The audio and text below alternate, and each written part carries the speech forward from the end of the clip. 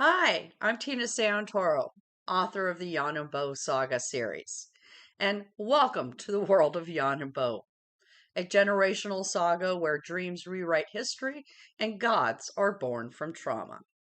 An epic that wears the mask of high fantasy but is built upon the rigid blueprints of the human mind.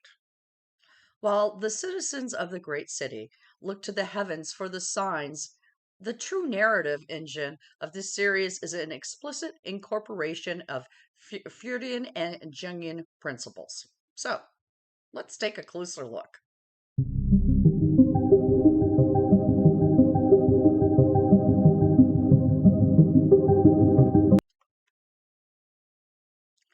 At the heart of the saga lies the in between, which functions as literally a Jungian collective unconsciousness, a visionary realm where the timeline of history and memory is shared by all seers.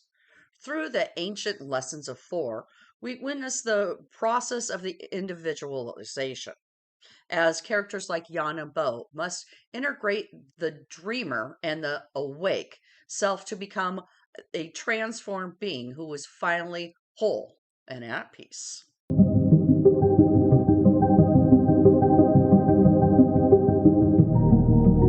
But where Jung provides the framework for the soul, Sigmund Freud provides the origins of the divine. We discover that the gods that people worship are actually projections of a childhood trauma born from a boy named Babette, who's used stones to anchor his psyche after witnessing his father's murder. From the Freudian battle between id and superego in the heart of the conflict healer to the shadow archetypes that hunt the seer across time. The saga proves that the most powerful forces in the universe aren't spells, they are unresolved echoes of the past.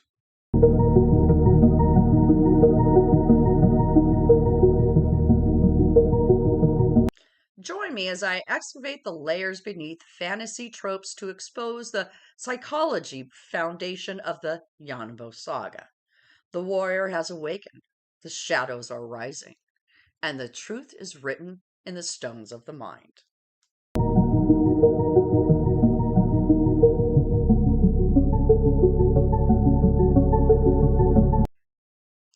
The most poignant Jungian element in the saga is the in between, which functions as a collective unconscious. Orris describes it as a timeline of history and memory, where all seers travel, representing a shared psychic space. This is seen within Book 3.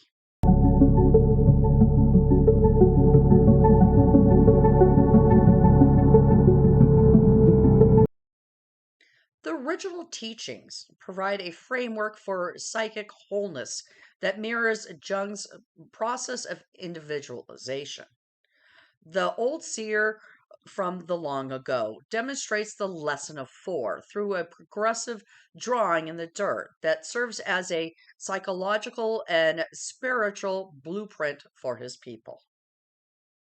1. The dreamer within the wholeness of self.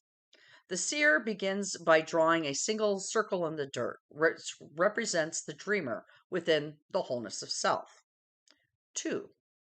The conflict of opposites between the dreamer and the awake and aware of self.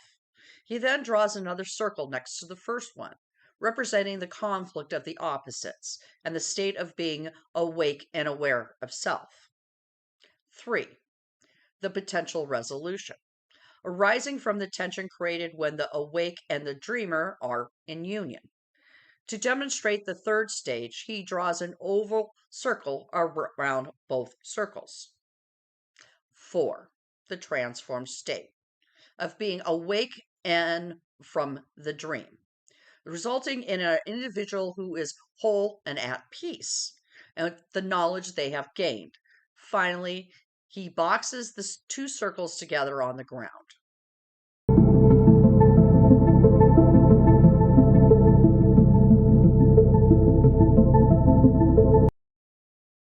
The shadow archetype. Shala provides a literal Jungian definition of shadow dreams, described them as an animal side of our personality and the source of the creative and destructive energy. She warns that if the shadow is not integrated into the conscious life, it becomes denser and darker, potentially leading the seer on a destructive path. The shadow character. He too embodies the shadow character archetype. He is a seer trapped in the in between because of a time ripple he created out of selfishness and a desire to change fate. He represents the unintegrated power of the seer, wishing for the destructive of the real world so the in between, the unconscious, is all that remains. The anima. Aura serves as a guide for Yonan Bo through unconscious realms of the in between, helping him to navigate and master his visions and providing the emotional clarity necessary for survival.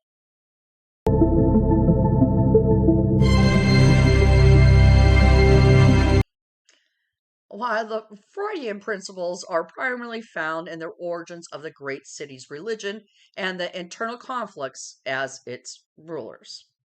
Trauma born divinity. The city's gods are revealed to be a coping mechanism from a Babette's childhood trauma.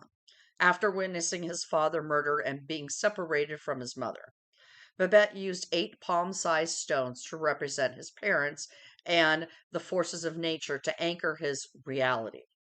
He explicitly notes that the spirits of all life stone reminds him of his mother, while the chaos stone represents his father's chaotic methods. Over generations, this personal psychology anchor was coded into the city's religious superego.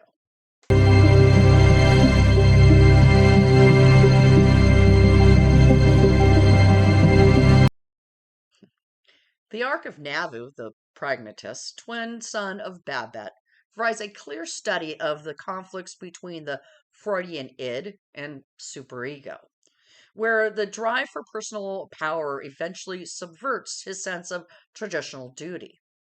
Nauvoo's superego is defined by the rigid moral and societal framework established by his father, Babette, while his id consistently of primitive, pleasure seeking drives for dominance and a deep seated jealousy of his brother's unique spiritual gifts.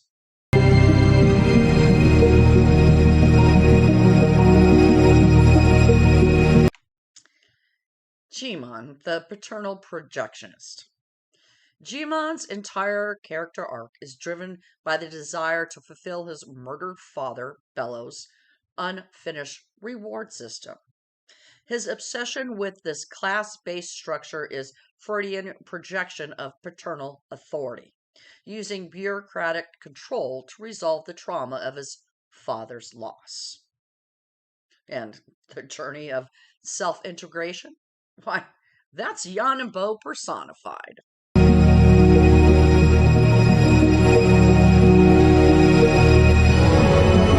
Yonan Bo's path as the moonbo warrior is a journey towards a Jungian self. He completely embodies this through his transformation into the moonbo warrior.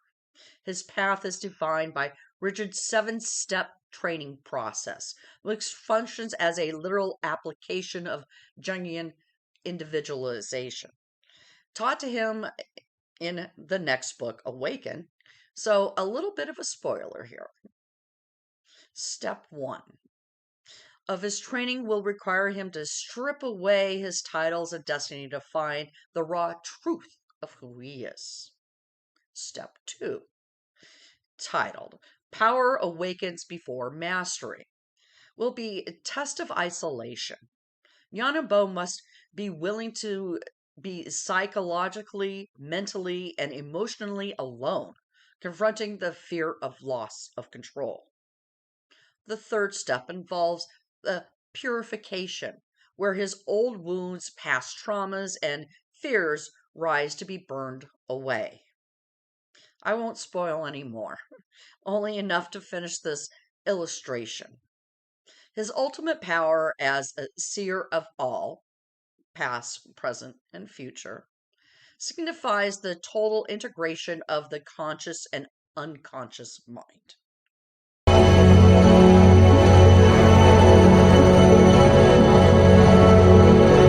As we have seen, the Yonan Bo Saga is more than an epic of fallen cities and ancient prophecies.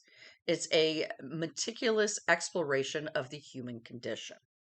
By weaving Freudian projections of trauma into the very fabric of the great city's divinity and utilization of Jungian archetypes to define the seer's journey, the series transforms traditional fantasy into a profound psychological drama.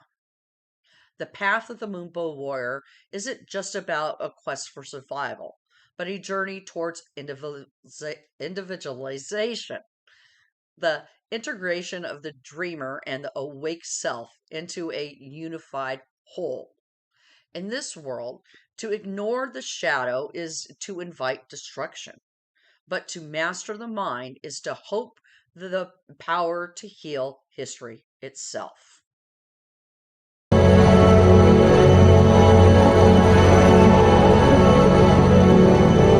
Thank you for joining me today on this deep dive to the psychologicals of the seer. The warrior has awakened, and the blueprints of the mind are finally revealed. Stay tuned for more insights into the lore of the saga. The truth is written in the stones, but the power resides within you. Thank you very much for watching, and I hope you have a wonderful day. Bye now.